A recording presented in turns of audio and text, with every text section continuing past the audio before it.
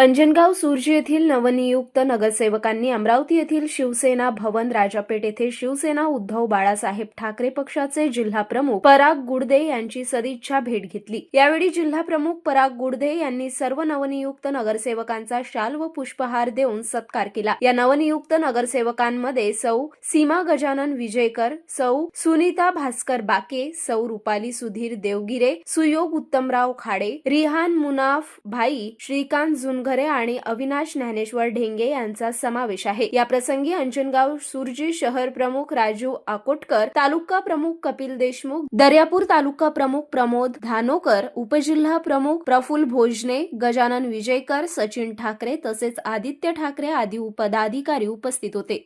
आज शिवसेना उद्धव बाळासाहेब ठाकरे पक्षाचे अंजनगाव सुर्जी येथील नवनियुक्त नगरसेवक शिवसेना भवन राजापेठ कार्यालय येथे या ठिकाणी आलेले आहे। त्यांचा सर्वांना शुभेच्छा देऊन त्यांचं स्वागत या ठिकाणी करण्यात आलं आहे।